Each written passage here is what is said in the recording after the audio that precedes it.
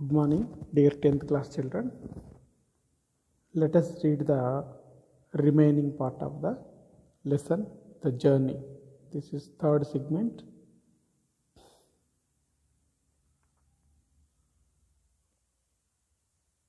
Okay. Here, I wanted to tell him that I would like to carry the trunk myself, but my guilt and shame did not allow me to do so. This self consciousness had probably to do with my education, the white collar job that I had, or quite simply my pride. సరే మరి ఈయన వాళ్ళ నాన్నకి luggage మోస్తానని box మోస్తానని చెప్దామనుకున్నాడు. కానీ ఆయన యొక్క సిగ్గుపడడం, ఆయన ఏదో నేరం అపరాధం చేసిన భావన ఆయన చెప్పనివ్వలేదు. ఇటువంటి ఆత్మ గురించి ఆయన గొప్పగా ఆలోచించుకోవడం, ఇవన్నీ ఎట్లా వచ్చినాయి అంటే ఒక ఎడ్యుకేషన్ వల్ల వచ్చినాయి. ఎడ్యుకేషన్తో ఈయనకేమో ఒక జాబ్ వచ్చింది, వైట్ కాలర్ జాబ్. మరి ఆ జాబ్ వల్ల కూడా మరి ఆయన మోయాలని అనుకుంటున్నాడు, కానీ ఆ విషయాన్ని బయటికి చెప్పలేకపోతున్నాడు, మోయలేదు. ఆయన మొత్తానికి ఎవరు మోస్తున్నారు లగేజ్ని? వాళ్ళ ఫాదరే మోస్తున్నాడు. సింప్లీ ఇది ఒక రకమైనటువంటి గర్వం లాగా ఉన్నది నా పరిస్థితి. somehow I had the feeling that if I carried the luggage, my father and my people, in fact the whole world, would laugh at me and I would be belittled. ఇంకొక ఆలోచన ఏంటంటే, if I had the feeling that if I carried the luggage, ఒక feeling ఉంది, ఒక భావన ఉంది, ఒక ఆలోచన ఉంది నాకు. నేను లగేజ్ మోసినట్లయితే ఒకవేళ మా నాన్న కానీ చుట్టుపక్కల ఉన్నటువంటి జనం అంతా వాళ్ళు they would laugh at me, నన్ను చూసి హేళనగా నవ్వుతారు అనేటువంటి ఒక భావన, చిన్న చూపు చూస్తారు. ఐ వుడ్ బీ లిటిల్డ్ అంటే చిన్న చూపు చూస్తారు, నన్ను హేళన చేస్తారనే భావన కూడా ఉంది. అందువల్ల లగేజ్ని his father carried the luggage and he walked behind him. Father had provided for my education and I had been able to realize his dreams. My parents were truly proud of me. It was through me that they had earned a greater degree of admiration and respect from the villagers. My father would not like to see me carrying a trunk on my back and would be very hurt if I did so. I conclude that it would be better to let him carry it. Father was used to carrying luggage anyway. He was stronger and more skilled than me in these matters. I had never got used to physical labor, having stayed in hostels right from my childhood. So, in spite of my youth and strength, I was physically useless. I continued walking silently with father. We rested at two places on the way and had our tiffin, but we hardly talked. Finally, we reached Dairang. The bus from Tawang had not yet reached Dairang, and so we had some time in hand. We entered a tea shop and sat facing each other. Father appeared tired. I felt sorry for him but couldn't bring myself to say anything. I asked the waiter to get us 2 cups of tea. Just as I was going to take my first sip, I heard father's voice. Do you have a pair of old shoes? See, let us see the meaning of this paragraph. Father had provided for my education. వాళ్ళ నాన్న ఆయనని చదివించాడు, దానికైనా ఖర్చు అంతా భరించాడు. And I had been able to realize his dreams. నేను మరి ఆయన కలల్ని నెరవేరే విధంగా నేను కూడా చదువుకున్నాను. My parents were truly proud of me. మరి పిల్లలు మంచిగా చదువుకొని మంచి ఉద్యోగం వస్తే తల్లిదండ్రులు ఎట్లయినా గర్వపడుతూ ఉంటారు, వాళ్ళ పిల్లలను చూసి మెచ్చుకుంటారు. It was through me that they had earned a greater degree of admiration and respect from the villagers. ఈయన వల్లనే ఇప్పుడు ఆ ఊర్లో ఫలాని వాళ్ళ అబ్బాయి మంచిగా చదివి ఉద్యోగం చేస్తున్నాడంటే ఆ తల్లిదండ్రులకు కూడా గౌరవం అనేది పెరిగింది. ఆ ఊరి వాళ్ళు వీళ్ళని గౌరవిస్తున్నారు. My father would not like to see me carrying a trunk on my back and would be very hurt if I did so.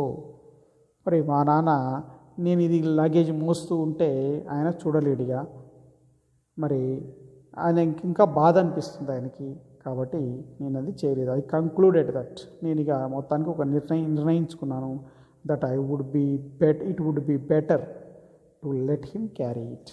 ఆయన్నే లగేజ్ మోయనియాలని, ఆయనతోనే మోపించాలని నిర్ణయించుకున్నాను. ఇక father was used to carrying luggage anyway.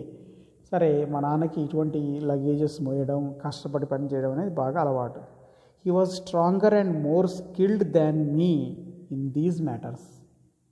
మరి నాకంటే ఆయన stronger, బలంగా ఉంటాడు, ఇంకా చాలా నైపుణ్యం కలిగినటువంటి వ్యక్తి ఇటువంటి విషయాలలో. ఏది ఈ లగేజ్ మోయడం, ఈ కాయ కష్టం చేయడం విషయంలో. I had never got use to physical labour. నేను ఎప్పుడు ఫిజికల్ లేబర్, ఈ శారీరక శ్రమ చేయలేదు. ఎందుకంటే having stayed in hostels right from my childhood. నా బాల్యం నుంచి మొత్తం నేను హాస్టల్లోనే ఉంటున్నాను. ఆ హాస్టల్లో ఉండి చదువుకోవడం, ఇంటికి వచ్చిపోవడం, అంతేగాని ఇటువంటి పనులు ఏవి చేయలేదు. So in spite of my youth and strength, నేను ఇప్పుడు యువకుడిగా ఉన్నాను, నాకు బలం ఉంది, అయినా కూడా ఐ వాజ్ ఫిజికల్లీ యూజ్లెస్, శారీరక శ్రమ చేయలేదు. I continued walking silently with father వెంట సైలెంట్గా, నిశ్శబ్దంగా నడుచుకుంటూ వెళ్ళాను. We rested at 2 places on the way and had our tiffin. 2 ప్లేస్లలో రెండు చోట్ల ఆగారు, వాళ్ళు టిఫిన్ కూడా చేశారు. But we hardly talked means they did not talk, ఎక్కువగా ఏమీ మాట్లాడలేదు వాళ్ళు. Finally we reach Dirang. ఈయన బస్సు ఎక్కాల్సిన ప్రదేశం దైరాంగ్. ఆ ఊరికి, ఆ ప్రదేశానికి వెళ్ళారు. The bus from Tawang had not at reached Dirang. Tawang అనే ప్లేస్ నుంచి దైరాంగ్కి బస్సు రావాలి, ఇంకా రాలేదు వీళ్ళు వెళ్ళేసరికి. Not at reached father Dirang and so we had some time in hand. ఇంకా మాకు కొంచెం సమయం ఉంది. We entered a tea shop and sat facing each other. ఒకరికొకరు ఎదురుగా ఒక టీ షాప్లో కూర్చున్నారు. Father appeared tired. వాళ్ళ నాన్న అలసిపోయినట్టుగా కనిపించాడు. I felt sorry for him. నేను చాలా బాధపడ్డాను, కానీ couldn't bring myself to say anything. నేనేం అనలేకపోయాను. I asked the waiter to get us 2 cups of tea. 2 కప్పులు టీ తీసుకురమ్మని వెయిటర్కి చెప్పాను. Just as I was going to take my first SIP అంటే మనం టీ తాగే విధానాన్ని సిప్పింగ్ అంటాం. మనం వాటర్ని ఏం చేస్తాం అంటే డ్రింకింగ్ చేస్తాం, గటగట తాగేస్తాం. కానీ టీ అలా గటగట తాగలేం కదా, ఒక్కొక్క చుక్క తాగుతాం, దాన్ని సిప్పింగ్ అంటాం. మరి ఈయన ఫస్ట్ సిప్ ఒకసారి ఇట్లా తాగుతున్నాడు. I heard father's voice. వాళ్ళ నాన్న ఏమన్నాడంటే, do you have a pair of old shoes? నీకు పాత చెప్పుల జత, షూస్, ఇక్కడ బూట్లు ఉన్నాయి, బూట్ల జత ఉందా అని అడిగాడు. Why? I asked. The road is uneven and full of pebbles. It hurts while walking. ఎందుకు అని అడిగితే, రోడ్ ఎట్లా ఉంది? నాట్ ఈవెన్, అన్ఈవెన్ అంటే ఎగుడు దిగుడుగా ఉంది. అండ్ ఫుల్ ఆఫ్ పెబుల్స్, కంకర రాళ్ళు అక్కడక్కడ రాళ్ళు ఉన్నాయి. It hurts while walking. నేను నడుస్తున్నప్పుడు కాళ్ళకు పుచ్చుకుంటాయి అన్నాడు.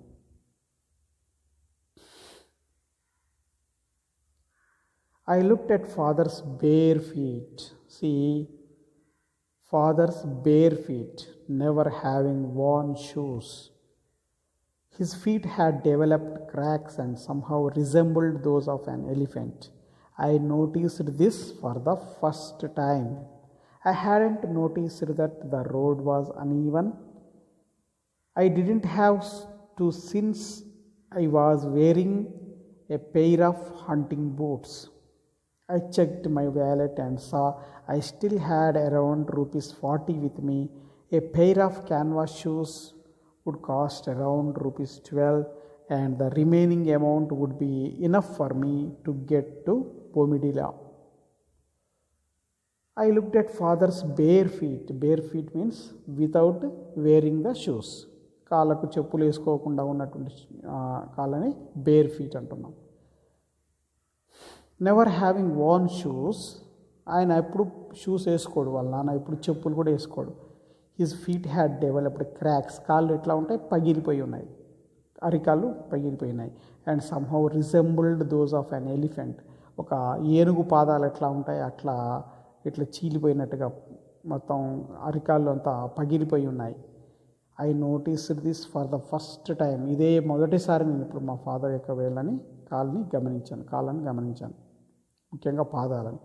I hadn't noticed that the road was uneven, ఇంతవరకు నేను రోడ్డు మీద నడుచుకుంటూ వస్తున్నాను కానీ ఆ రోడ్డు కూడా ఎగుడు దిగుడుగా ఉందనే విషయం నాకు ఇంకా అర్థం కాలేదు. ఎందుకు? I didn't have to, since I was wearing a pair of hunting boots. ఈయన షూస్ వేసుకొని ఉన్నాడు. హంటింగ్ బూట్స్ అంటే ఆ షూస్ కొంచెం పైకి మోకాళ్ళ దాకా ఇట్లా పైకి వరకు లెదర్ కూడా ఉంటుంది. మరి అటువంటి షూస్ వేసుకున్నాడు కాబట్టి ఈయనకు కింద మరి ఆ పాదాలు నేల మీద అంతే ఎట్లా ఉందో తెలుస్తుంది. ఈ షూస్ వేసుకున్నాడు కాబట్టి ఎట్లా ఉందో అర్థం కాలేదన్నమాట. I checked my wallet and saw I still had around ₹40 with me. నా వ్యాలెట్ని అంటే పర్స్ని చెక్ చేసుకున్నాను, దాంట్లో ఇంకొక ₹40 ఉన్నాయి. A pair of canvas shoes would cost around ₹12. Canvas shoes కొనాలంటే ₹12 సరిపోతాయి. ఇంకా remaining amount would be enough అంటే తగినటువంటి సరిపోతుంది. దేనికి? టు గెట్ బొమిడిలా అనేటువంటి ఊరికి వెళ్ళాలి, ఆ ఊరికి వెళ్ళడానికి ₹12 సరిపోతాయి అని అనుకున్నాడు. మరి షూస్కు ₹12 అవుతున్నాయి, మరి మిగిలిన డబ్బు నాకు సరిపోతుంది అని అనుకున్నాడు. అంటే ₹12కే షూస్ వస్తాయా అని మనకు అనిపిస్తుంది ఇప్పుడు, కానీ ఇప్పుడు కాలం కాదు, అది చాలా సంవత్సరాల క్రితం జరిగినటువంటి సంఘటన గురించి చెప్తున్నాడు. అప్పుడు డబ్బుకు విలువ ఎక్కువ ఉంది, తక్కువ డబ్బులు ఇస్తే ఎక్కువగా ద్రవ్యం కానీ ఎక్కువ వస్తువులు కొనుక్కునే పరిస్థితి ఉండేది అన్నప్పుడు.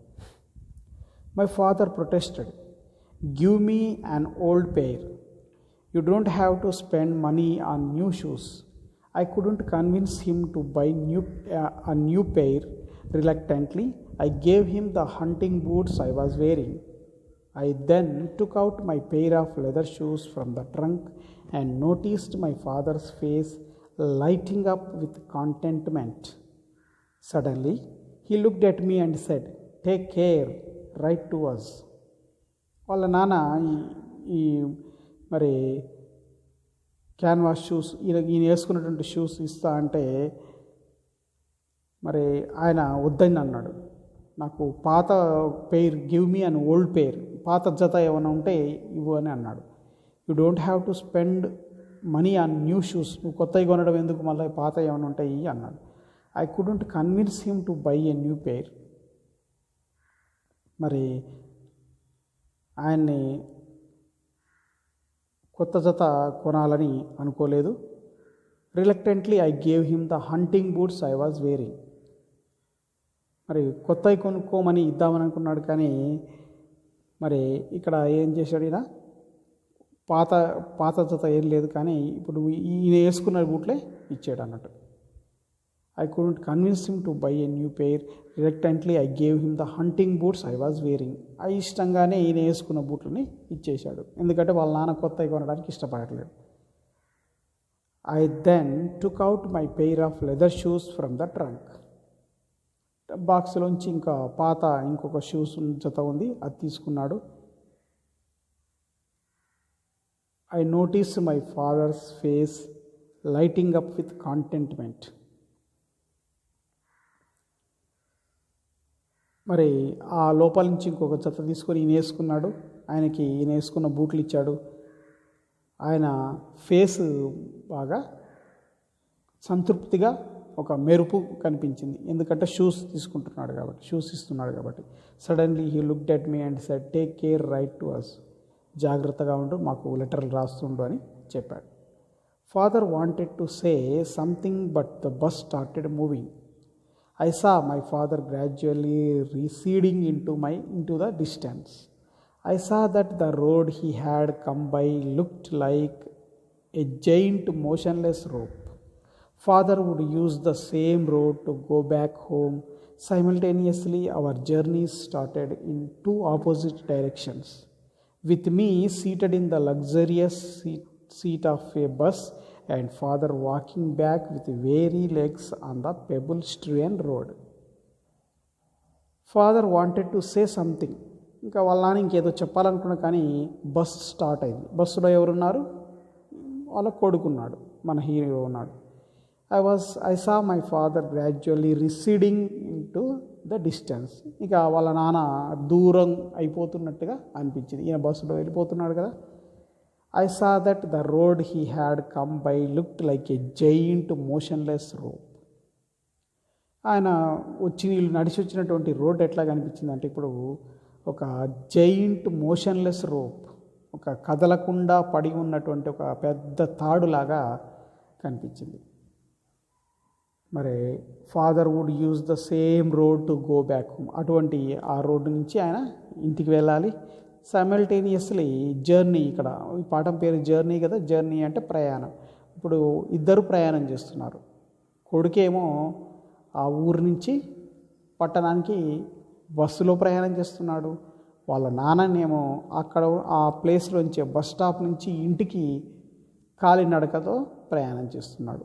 ఆయన అటు, ఈయన ఇటు ప్రయాణం, ఆపోజిట్ డైరెక్షన్స్ సైమల్టేనియస్లీ అంటే ఒక్కసారిగా ఒకే సమయంలో. Our journey started in two opposite directions. With me seated in the luxurious seat of a bus. ఒక లగ్జరియస్గా, ఒక సౌకర్యవంతంగా ఉన్న సీట్లో కూర్చొని ఈయన ప్రయాణం చేస్తున్నాడు. Father walking back with weary legs on the pebble strewn road. Pebble strewn road అంటే రాళ్ళు పొదగబడినటువంటి రోడ్డు, అన్ని రాళ్ళు ఉంటున్నాయి అక్కడ, రాళ్ళ రప్పలతో నిండినటువంటి రోడ్డు.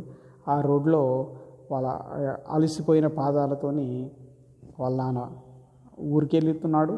ఈయనేమో బస్సులో లగ్జరియస్ సీట్లో ఈయన పట్టణానికి ప్రయాణం చేస్తున్నాడు. ఇది లెసన్. యాష్ దోర్జీ తొంగ్చి అనేటైన రాసింది ఈ లెసన్ని. Translated by DP Nath. ఈయన యాష్ దోర్జీ తొంగ్చి అనేటైన అస్సామీలో రాసినటువంటి ఈ స్టోరీని డిపి నాథ్ అనేటైన ఇంగ్లీష్లోకి ట్రాన్స్లేట్ చేశాడు. ఈయన రాసినటువంటి రచయిత ఇక్కడ మనకు కనిపిస్తున్నారు చూడండి. About the author Yeshe Dorjee Thongchi. ఆయన he was born in May 1952. Is a prominent name in Assamese literature. Assam రాష్ట్రంలో అస్సామీ అనేటువంటి భాషలో ఉన్నటువంటి సాహిత్యంలో, ఇంగ్లీష్ అస్సాం సాహిత్యంలో ఈయన బాగా పేరు మోసినటువంటి రచయిత. Though he grew up in poverty, he studied well and entered Arunachal Pradesh civil service and was later elevated to the Indian administrative service. మరి ఈయన ఫస్ట్ పేదరికంలో ఉన్నప్పటికీ చాలా బాగా చదువుకున్నాడు. అండ్ చదువుకొని అరుణాచల్ ప్రదేశ్ అనే రాష్ట్రంలో మరి సివిల్ సర్వీస్లో జాయిన్ అయ్యాడు. Civil service and was elevated to Indian administrative service. మరి ఆయన ఐఏఎస్, మరి కలెక్టర్స్ వీళ్ళందరూ చేసేదాన్ని ఐఏఎస్ అంటాము, ఇండియన్ అడ్మినిస్ట్రేటివ్ సర్వీస్ అంటాం దాన్ని. దాంట్లో జాయిన్ అయ్యాడు. He writes fiction, drama and essays in Assamese and English. ఆయన ఇంగ్లీష్లో కూడా రాస్తాడు. ఫిక్షన్, ఒక ఊహాత్మకమైనటువంటిది, కల్పన, డ్రామా, మరి వ్యాసాలు, ఇటువంటి అన్ని అస్సామీ భాషలో, ఇంగ్లీష్లో కూడా రాశాడు. He has received a national recognition for his novel Mouna Aunth Mukhar Hriday. Mouna Aunth Mukhar Hriday అని ఈయన అస్సామీ లాంగ్వేజ్లో రాసినటువంటి రచన. ఆ నవలకు ఈయనకు ఒక నేషనల్ రికగ్నిషన్, జాతీయ స్థాయిలో గుర్తింపు వచ్చింది. విచ్ వన్ ద సాహిత్య అకాడమీ అవార్డ్ అని, ఈ సాహిత్యానికి ఈ రచనలకు ఇస్తున్నటువంటి అవార్డు ఒకటి కేంద్ర సాహిత్య అకాడమీ అవార్డు అని ఉంటుంది. అది 2005లో ఆయనకు వచ్చింది. దీనికి మౌనా ఔంత్ ముఖర్ హృదయ్ అనేదానికి. Many of Thongchi's novels including Sonam, deal with the cultural life of Monpa and Sherdukpen tribes of Arunachal Pradesh. మరి ఈయన ఒక సోనం అనేటువంటి నవల కూడా రాశాడు. అది ఆ అరుణాచల్ ప్రదేశ్లో ఉన్నటువంటి అక్కడ ఆ కల్చరల్ లైఫ్, వాళ్ళ సాంస్కృతిక జీవనం ఎట్లా ఉంటుంది, వాళ్ళ సంస్కృతి ఎట్లా ఉంటుంది, ఏది ఆ ఒక రెండు తెగలు ఉన్నాయి, మోన్పా అండ్ షడ్డుక్ పెన్ అనేటువంటి ట్రైబ్. వీళ్ళు రెండు ట్రైబ్స్, రెండు జాతుల గురించిన రాశాడు. ఇది the journey lesson. Thank you children.